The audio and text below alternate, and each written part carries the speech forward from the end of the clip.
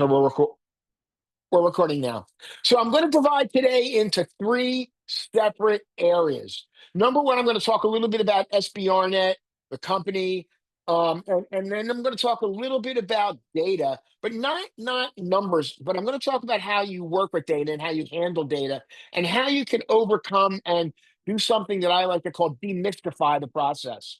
Because I got news for you. If I started to talk about data and numbers and all that, you'd all be like, answering your emails or jumping on YouTube or whatever it is that you like to do when you're not listening. But I'm going to talk to you a little bit about how to use data, and it might be a little goofy. I might be a little, I'm a baby boomer. Obviously, I'm old. My daughter never forgets to tell me that, and my daughter also likes to call me the oldest living data nerd. But people still come to me and they want to know, how to interpret data, how to use data, how to generate insights, and what the data is all about. So what I'm going to do now is I'm going to share a PowerPoint. At least I think I am. Give me a second here. I thought I had it up. I didn't. I do now. I think everybody should be able to see the PowerPoint. Somebody give me a thumbs up or down. Yes, no, maybe. Can't see it?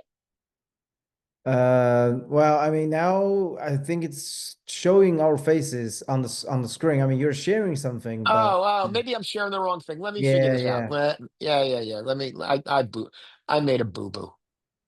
Gee, not the first time either. You're seeing your own faces. That's kind of pretty funny. All right. I shared the wrong thing. You seeing Perfect. it now? All right. My bad. So SBRnet, what we're going to talk about, look, I'm going to talk as little about me personally as I can. But I hope to talk about today are things like process. How do you use data? How do you work with data? How do you generate questions? How do you generate insights? We'll talk a little bit about that today. But mostly what we're going to talk about is how you use data to make what I like to call data-driven decisions. And by the way, when you get out of school, you're going to be using data everywhere. I've got an intern who left me last year, now works for the San Francisco Giants in San Francisco. And you know what he analyzes? He analyzes hot dog consumption at home games. That's a job, guys. And he's making decent money and he loves it. And he knows that job's going to get him to the next job and the one after that. So, data analytics is everywhere. And whether you're counting, dollars, people, seats, sponsorship, whatever you're counting or whatever you're working on, there's just so many ways that data can be used. Now, let's see if I can make it go forward. Of course I couldn't. Ay, ay, ay. Okay, why not? There we go. A little bit about me, just so you know that I'm not Professor Chen didn't just pull me in off the street. Yes, that is the real Stanley Cup. I am a hockey fan, cannot tell a lie. And I'm a Panther fan, can't tell a lie because Panthers won the Stanley Cup back to back. But just so you know that I'm not a guy they just dump in off the street. I've been in the marketing side of sports for over 25 years. During that time, I have worked with about every major brand, every major retailer, every major league, team, association, not for profit, you name it. I have really been involved in all those things. I've worked with many of the leading financial companies. I've worked on a number of major product acquisitions. I've worked on a number of IPOs. I've been lucky enough to really kind of be involved. Why?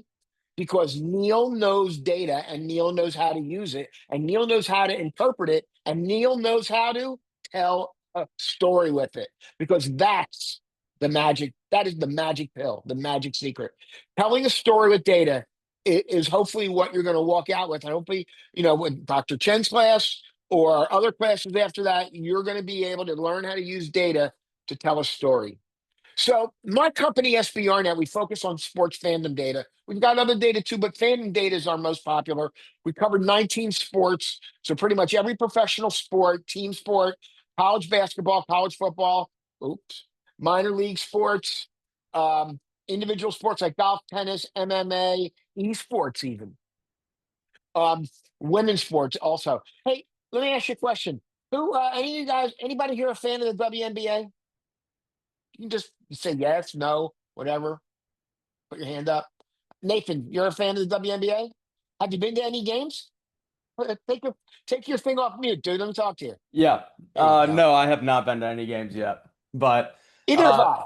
yeah, no, I mean, I like Caitlin Clark, and like when she got drafted, that was my main interest into the WNBA, I guess, like my leading Sure, interest.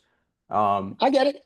and I definitely see that there's a lot more progress with it, like with a lot better play or a lot better progress with the WNBA. So in the future, I You're definitely right. see it a lot more popular. Let me tell you, the WNBA is up 65% year over year in terms of the number of fans. So literally, they are leading all sports when it comes to year over year fandom growth. And that applies both to viewing habits as well as live attendance. It's just been a wonderful year. I will tell you, they're all women's sports, and women's sports fans are growing. In fact, I just wrote an article, it was published today. Actually, I shouldn't say my analyst wrote the article about the growth in women's sports fandom and how advertisers and marketers can no longer just try to, grab women, for helping to grow their brand by doing the same thing they do with men. That women want to be treated differently, and I gave four specific case examples. So again, women's sports growing. That was a great answer. Thank you, Nathan. I appreciate you chiming in there. But again, it's just an incredible device, an incredible tool, an incredible amount of data. So I'm not going to get too much into the science, I promise. Um, but the data that we collect on sports fans is based on a yearly survey that I do every January. I've been doing it since 2012.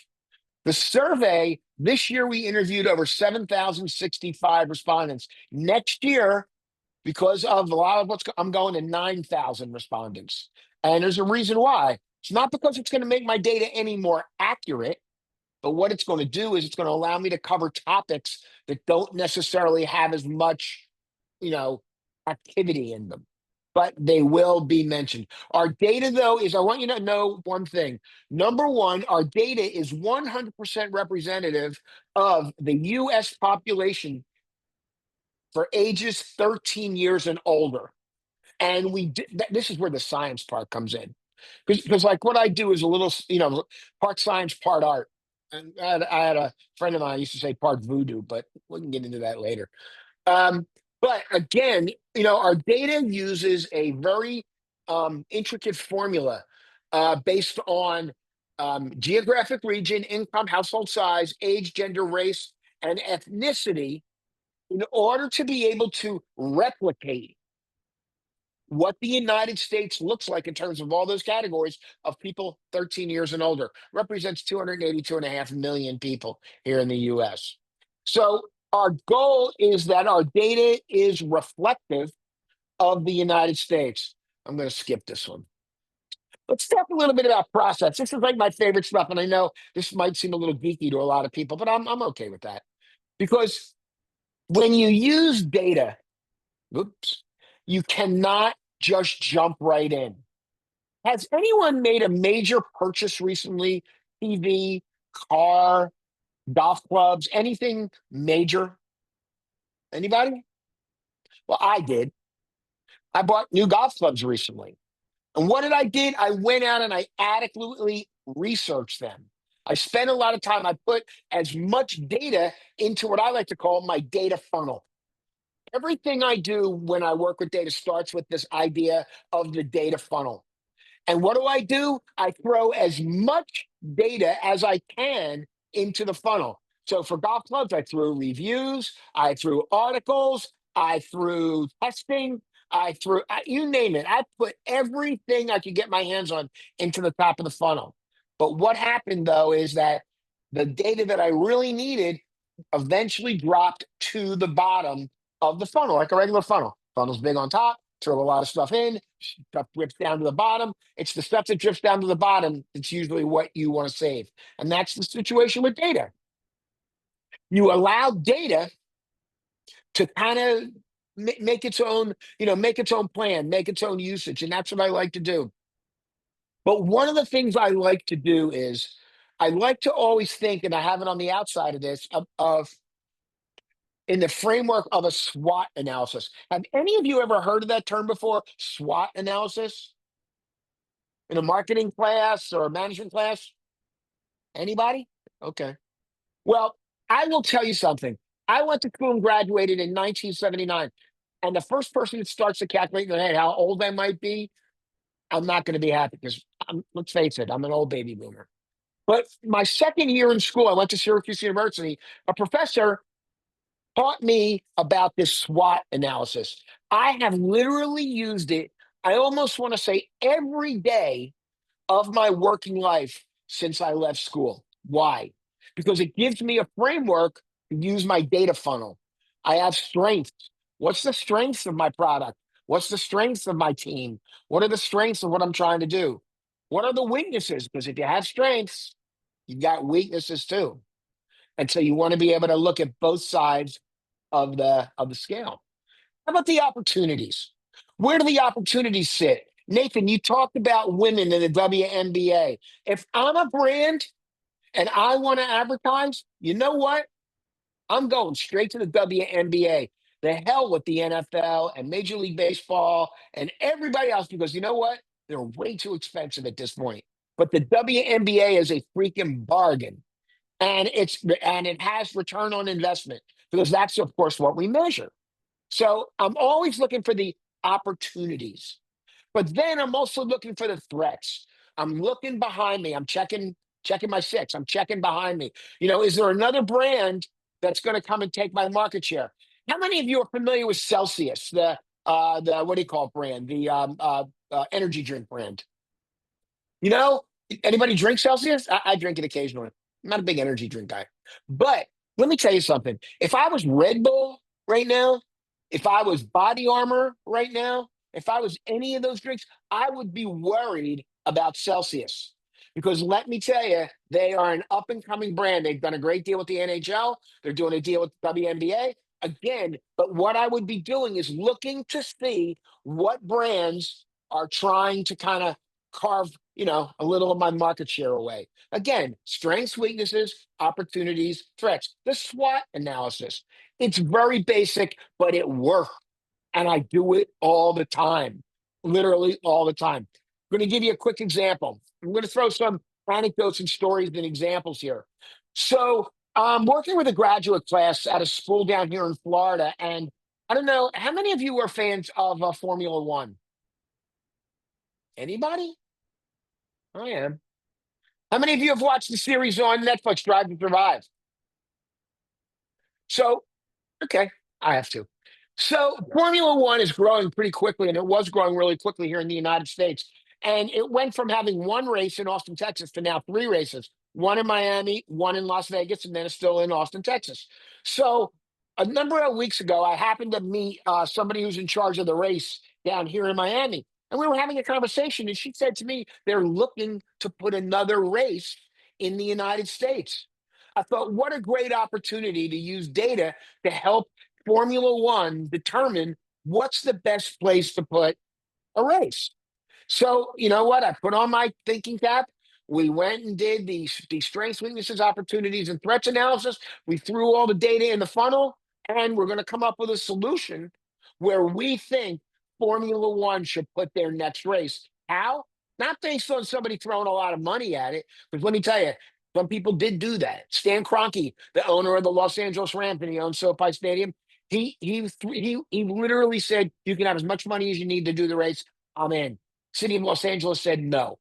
So, again, where to put this, where to put this race, and how to use data in the best way in order to determine where it should go. Data drives decision making. Data drives everything. The only thing data doesn't drive, unfortunately, is emotion. And I had a discussion with somebody the other day about a franchise, and they want to buy, you know, and everything he said was based on emotion and not data. And I even said that to him. And of course, he kind of, made a face at me, but that's okay. The other thing I like to do is I love to be organized because you know what? I like have attention deficit disorder. It's actually been diagnosed. And I know if I don't organize myself, I'm going to be all over the place. Literally, it'll be data, there'll be Excel spreadsheets open on my computer, and I won't know where to go. I won't know what to do. I won't know how to get to that very last data, that very last box on the right hand side, which is to tell a story. But of course, you select a topic, We're going to access SBRnet. We're going to do a little bit of that today. One of the big things I love to do is to do benchmark and compare, because teams sometimes say, hey, I'm growing by 15% or I'm doing this and all that. Yeah, but if the rest of the league is growing by 20% and you're growing by 15, guess what? You're not doing as well as you maybe thought you were. And that's, again, benchmark and compare. Now, to do that, you've also got to be able to establish something. Have any of you heard the term KPI and know what it stands for? Anybody want to just chime in? Just hit unmute and tell me? Come on. How about my hockey player up there? That you, David Lerner? I don't know what it means. I've heard it, but I don't know what it means. No, it means key performance indicator. What are the key performance indicators? How do I measure whether I'm successful or not? It's almost like measuring the money in your pocket. How do I know I have money in my, it's a key performance indicator. It's a very important term. I always looking at KPIs. David, I didn't mean to embarrass you in any way, and I hope I didn't. So if I did, I apologize. But key performance indicators, benchmark and compare. But then we start getting down to determine our potential opportunities and challenges. And then this is the fun part. I love to create insights. Insights can be a simple observation. I'm going to show you some data real quickly, and we're going to make some simple observations. Insights can be a simple observation, but what's important is, what story does that observation tell me? Insights lead to a story, and that is really where the rubber meets the road. Professor Chen, how long do I have, by the way? You have about 45 minutes at least. Oh, I'm not going to. Hopefully, okay. I'll run out of stuff to talk about, I think, by then. Maybe.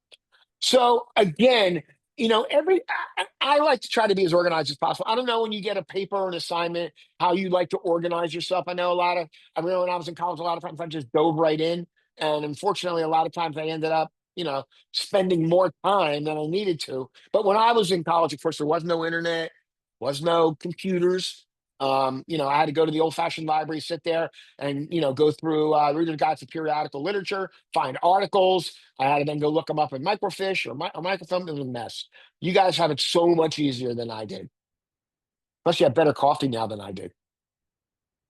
Before I continue on, I want to say, do me a favor, if you can, hit me up on social media, LinkedIn at SBRnet, Instagram at SBRnet Data, and then on Twitter. I have to tell you, I don't really use Twitter a whole lot because I don't really know what Twitter has become, but it is what it is. Okay, I am going to switch screens. I need about 15 seconds.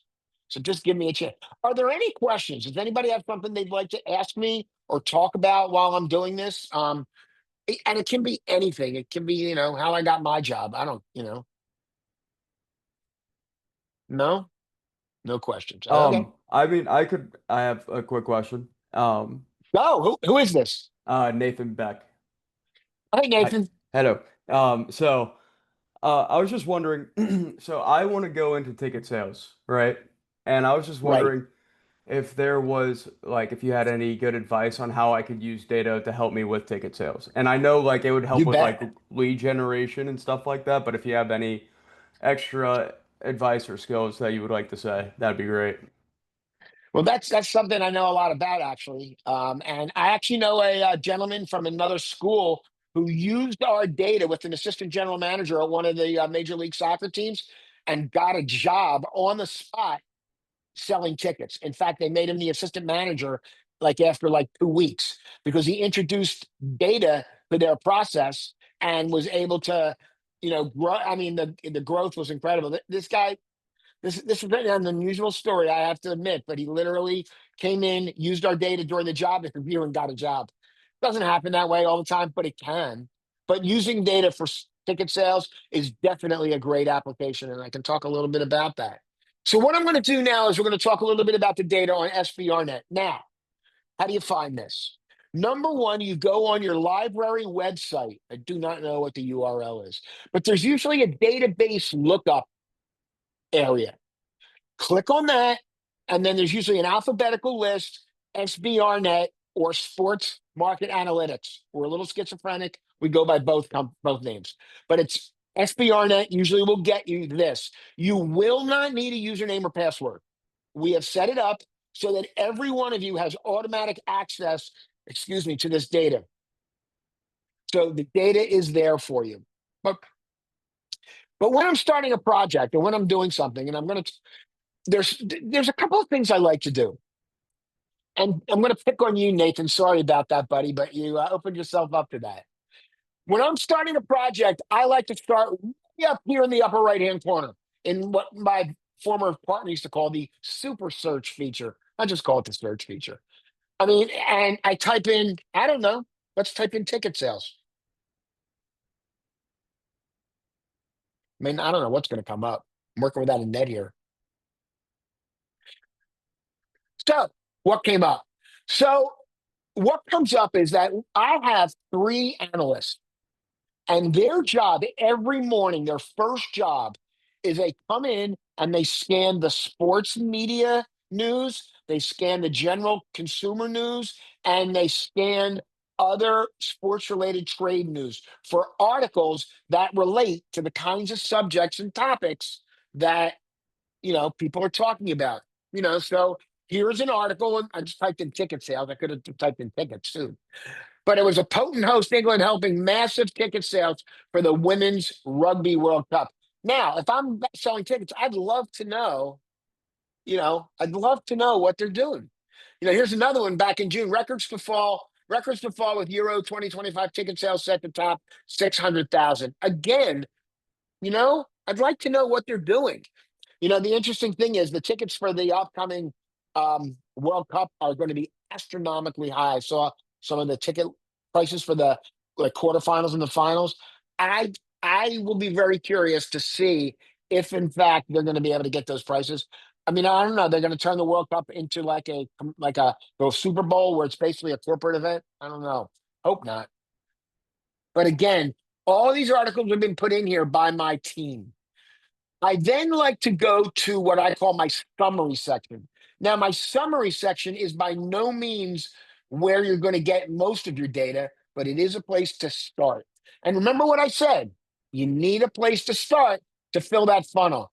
Who's it? Give me a sport that you might be interested in. Make it a team sport so I can show off a few things. Give me a sport. Anybody Basketball. NFL, NBA. college or professional? Copy that. NBA. I got it.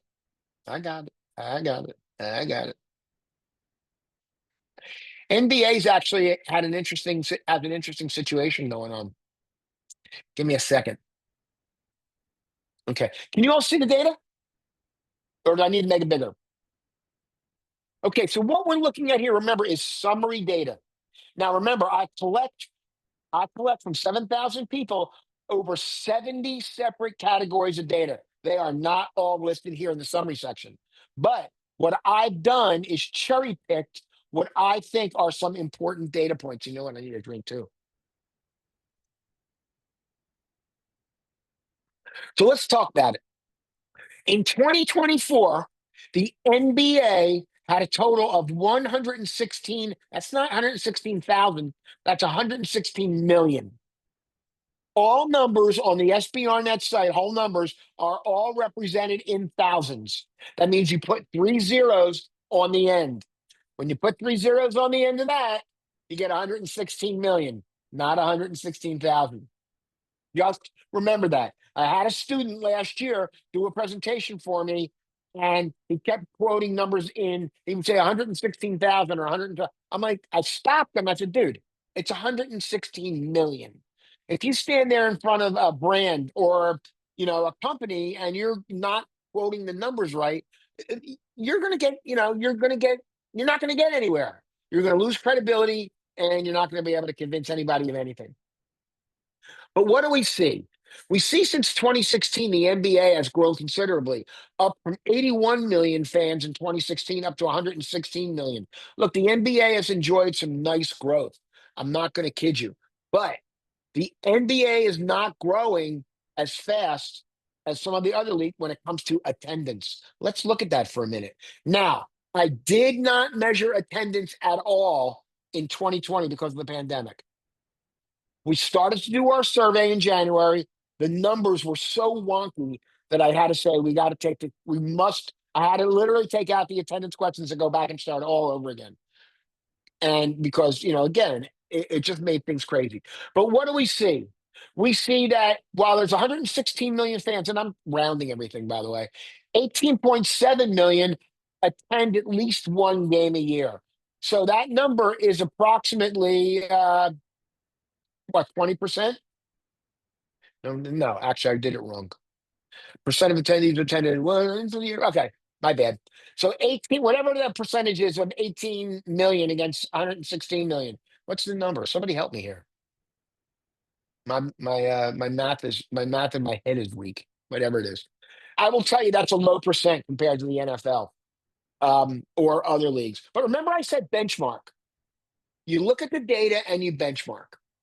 Number of people that attended 4+ games a year. Well, what's interesting for the NBA is that it's actually down. Somebody tell me an insight that relates to that data and why it might be down. Anybody want to take a shot at it? And nothing you say will be wrong, I promise you. And you're not getting graded. I also promise you on that. Anybody want to take a shot at it? How about Luke Painter? No? You got you gonna take a shot at it, or you gonna unmute? There you go. Sorry, what was the question? So the question is, the NBA is literally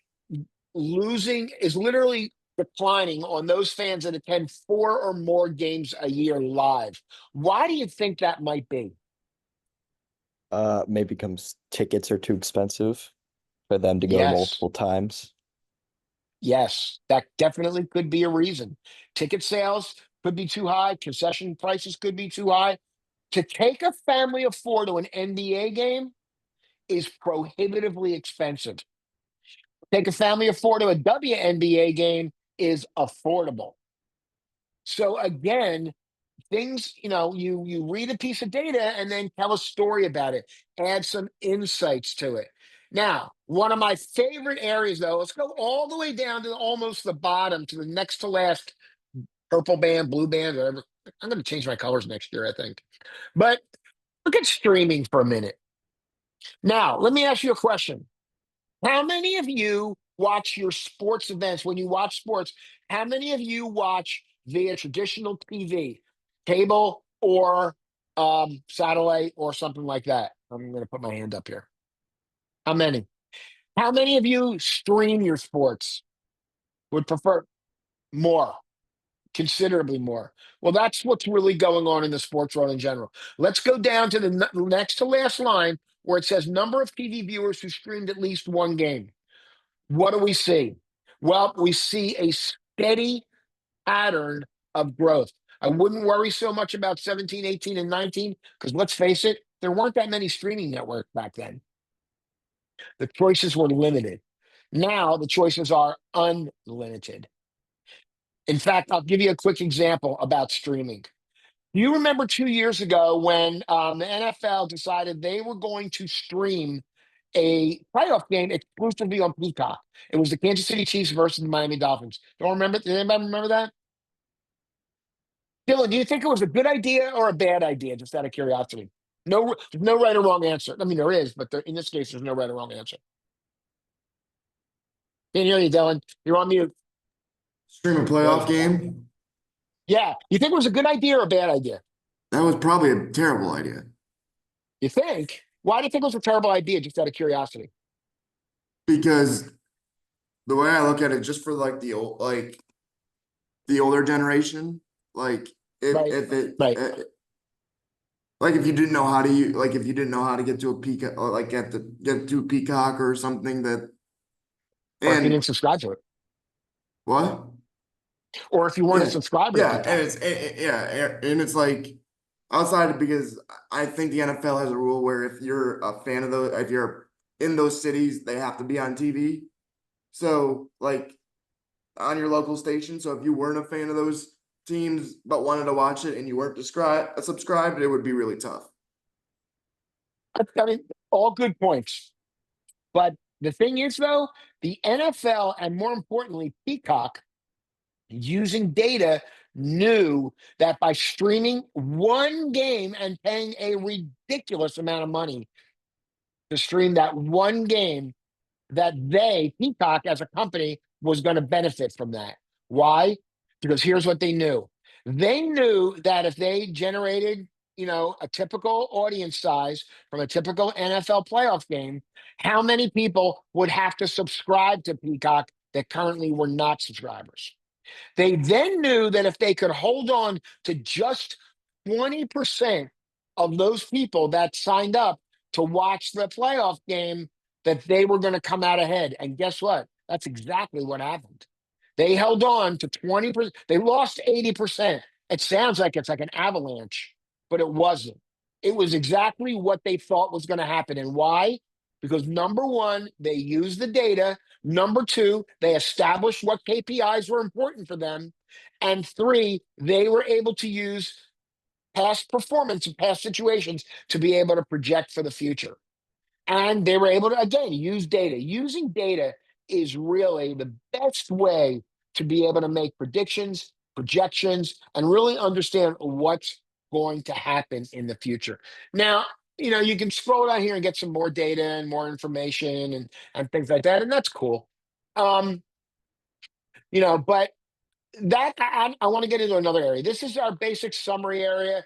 You know what I use this for? I use it for benchmarking. I would calculate their growth year over year. So they had 116 million this year. They had 112 last year. What's the percent growth they had? I can't even calculate it at the moment. And I'll calculate their growth rate, let's say since 2021. Again, why? Because I want to have a number to benchmark. I'll write it down. I'll literally write it down. So now let me show you some other things. The data that we're all looking at comes from our premium fan studies, which, by the way, you have access to. So you go here into our premium section, you'll see that literally all of these sports that you're seeing up on the screen right now have data since 2017, I think, except for the WNBA and F1. Yep. F1, we only started collecting in 2022. And then we missed a year in the WNBA, and that was my fault. Long story. But so the idea is that, again, we collect data. Now, let's look at what this data looks like, because that's really the interesting. I'm going to stop my share again, and I hope I'm going to be able to resume it.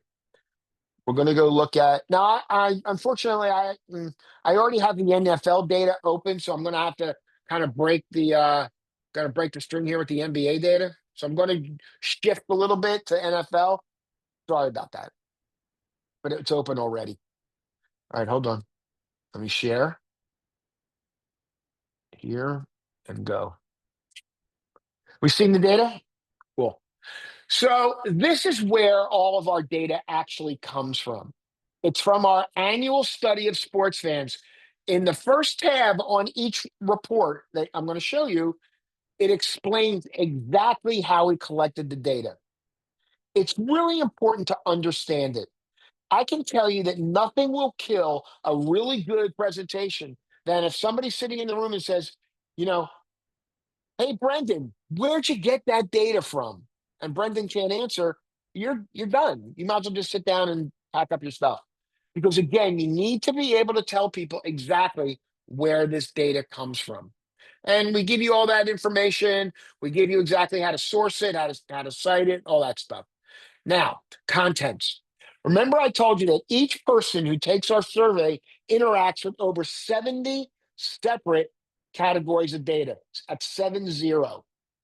Everything from attendance and watched to a full spread of demographics to sponsorship influence. Remember, I talked about a KPI? That's a number I created. Well, we created. The number is called sponsorship influence. Well, what does it mean? Curious. How many of you have been to a live sporting event of any type in the last 90 days? So 3, 4, 5. Okay. Dylan, I'm going to ask you. Dylan, can you remember one advertiser that advertised in during that game that made an impression on you?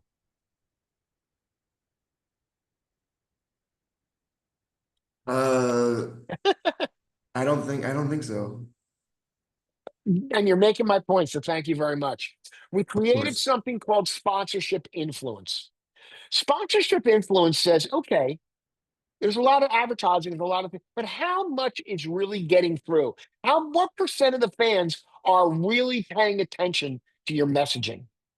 Whether it's, State Farm Insurance, whether it's, FanDuel, whether it's Celsius, whether it's, all these different advertisers. Believe me, everybody wants to capture the sports fan market. But how much is really getting through? How much is Dylan really paying attention? That's what sponsorship influence is all about. Of course, social media, I love talking about TikTok for one reason.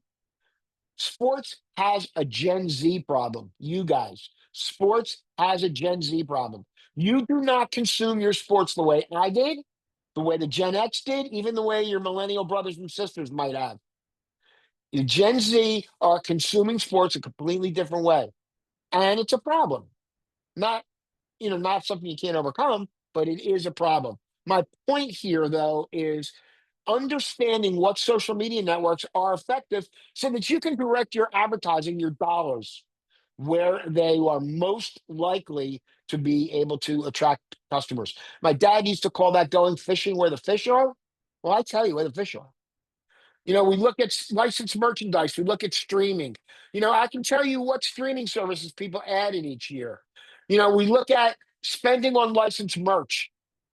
Who here has bought something, I don't know, maybe in the last year, a licensed merch item, like a jersey or a hat or a hoodie or anything? Me, I just bought a new Panthers jersey. Figured they won, buy a new one. So again, it gives you an opportunity to understand licensed merchandise. And that's, by the way, a great revenue. We do cross fan information. Interesting example. 2 years ago, right during the middle of the whole Travis Kelce, Taylor Swift kind of run up when it first started, Coca-Cola has been the exclusive sponsor for the Kansas City Chiefs for a long time. So Pepsi, seeing that something was going on, went to the um, Kansas City Royals baseball team and said, let me ask you a question. How many fans of the Chiefs are also fans of the Royals?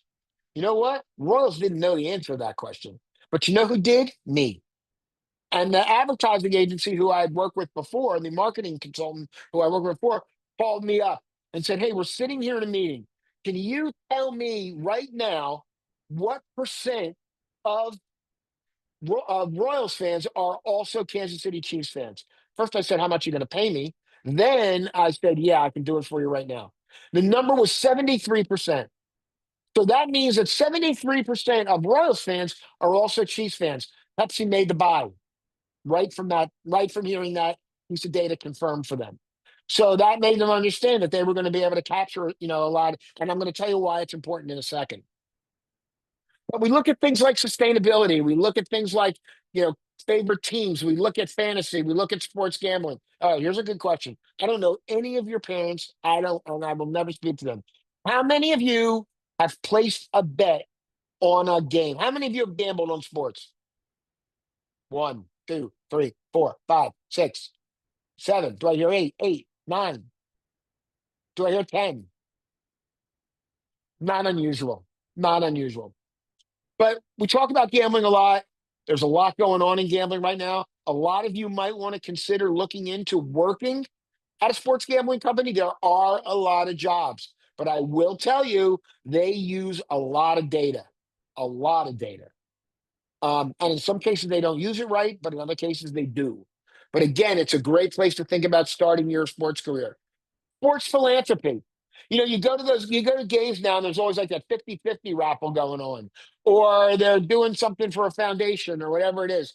Again, it's an opportunity to understand habits and behaviors of sports fans. Now, a lot of you said you want to be in the sports business. You know what?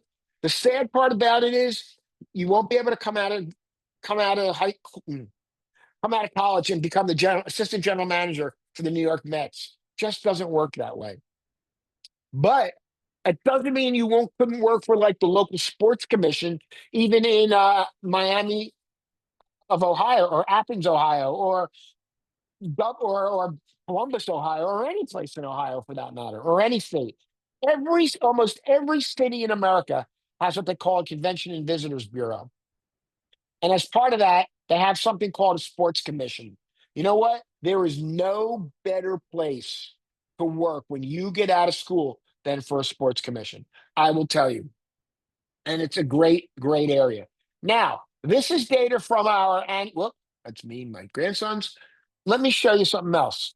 And I don't believe that you have access to this, so I'm going to be a little shy or hesitant about showing it to you, but you don't have access, but this data does exist. Now, I did tell Professor Chen that if you needed the data, I will provide it to you if it's needed.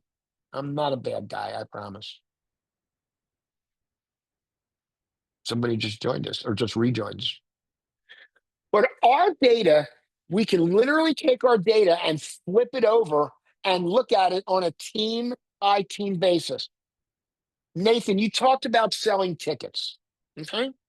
This is really where you're able to really understand. We're looking right here. I'm going to go back up here to attendance. All the way up here. Attended or watched. I'm going to go to attended. You know what? That's fine. So here we have broken down all the numbers on a team-by-team basis. So what's your favorite NFL team, Nathan? The Cincinnati Bengals. Okay, right here in front of me. So what you're able to do first, as if you're going to work in ticket sales, is let's measure where the Cincinnati Bengals are right now. We know from the SBRnet data, they have almost 4.5 million fans. It's not 4.5 thousand. 4.5 million fans. We also know that we know that, let me get these numbers right. 1 million of those fans attended at least one game, or 23.5%. So 23.5% of Bengals fans attended at least one game. My first move would be I would look to compare how the Bengals did against every other team. And guess what? I don't know how the Jacksonville Jaguars are doing better, but they have among the highest level of numbers of fans who attend a game live. That is a good story. That tells me that Cincinnati Bengal fans are there. And then you could start looking down here. You could go look at, let's say, number of people that went to 1, it was 8.2%. Number of people that went to 2 to 3, 11.3%. Let me tell you, that's a great number. If you look across the rest of the league, you'll see that that's a great number. So again, you have the ability to be able to take this team data and be able to really understand how to dive in to some very specific questions. Now, here's a really good little anecdote, a really good little story. Let me make sure I can move the data over a little bit to get it right. Yeah, I can do it. Okay. How many people know what they used to call the Dallas Cowboys in terms of, they had obviously the Cowboys are a nickname, but they were also known as something else. Anybody else know what they were known as? They used to be called America's team. Because why? They used to have the biggest number of fans, and everything was bigger. Everything's supposedly bigger in Texas. And you know what? They've got a lot of fans. They've got 13.7 million fans.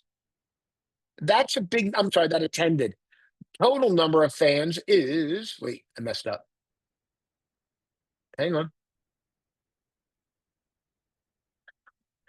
13. Okay, here we go. I had the wrong line. Sorry about that, folks. So I'm going to highlight this real quick. We measure total fans as somebody that watches and or attends a game live. I'm going to highlight it. So what happened? We know that the Dallas Cowboys had 13,732,000 fans. That's a big number. But guess what? The Kansas City Chiefs now have more fans. The Dallas Cowboys are no longer America's team. The Kansas City Chiefs now own that title. I made a lot of people laugh when I told them that. What? Anybody want to take a shot at why the Kansas City Chiefs are now America's team? It's an easy answer. Come on, McKenna. I'm shocked you don't have the answer. It's Or 'cause Delaney. Taylor Swift. Well, yeah, the Taylor Swift, Travis Kelsey situation has changed everything for the Kansas City Chiefs. And in fact, it's changed a lot of things for the league itself. I mean, the Kansas City Chiefs had an increase of like 30, I want to say 38% more women were now Kansas City Chiefs fans than had been in the past. That's a big number. 60% more Gen Z fans were now Kansas City Chiefs fans. Why do you think that is? Simple answer. Simple. The relationship between Taylor Swift and Travis Kelsey. Now, did the NFL or them, they plan this? No. But it just happened to work out that way. And by the way, I do think the interesting thing is I think this also makes an interesting case. Oh, hang on, I'm doing something real quick. Just to do not disturb. I think it makes an interesting case for influencer marketing and the value of influencer marketing. Okay, this was enough data and all that I wanted to show you. What I'd like to do now is go back on my site for a minute and show you a couple of things that hopefully will help you. Let me go back to share. Got to get faster at this share thing. Got it. So on SBRnet, there's a lot of other things besides data. Number one, I have my own podcast. This is where I get to promote myself. My first job in sports. If you're interested in getting a job in sports, then you know what? The best place to find out how to do that is to hear how other people got a job in sports, especially the people that have those good jobs. So we interview people that are on their first or fourth job in the sports business, and we learn how they got their job. And hopefully you'll pick up some good advice on how you get your job in sports. There's some great interviews here. Brady Ulloa, he's analyst at Miller Sports in Utah. Brian Anderson, he works for a not-for-profit in DC called DC Scores. Yes, there is money in working in a not-for-profit, and he found it. And he has a very interesting background, quite frankly. Both his parents were incarcerated. He found sports, youth sports, as a way to be able to get to college and accomplish the things he wanted to in life. And you know what he's trying to do? He's trying to pay it forward. Brian's a great guy. We've also got a general list of podcasts, and it's right here. So again, mine's on the top, but again, not one podcast that you might want to listen to, and listen to it every week, and listen to it every week. Don't make it the New Heights podcast because they don't talk about the business of sports. Focus on the business of sports. Find somebody. I love, by the way, the Female Athlete Project. There's a lot of great information, a lot of great stories here, a lot of great information. You meet a lot of great people on these podcasts. We've also got a list of top people to follow on social media. And again, you can't follow everybody. The list is huge. Pick one or two people to follow, including me, by the way, and follow them and pay attention. Look at what they're posting. Understand what's going on in the world of sports. Now, when you're given an assignment and you're not sure where and what to do, which would not be the first time it's happened, you go right over here to the resource center and you go over to tutorials. Darn. Okay, come on.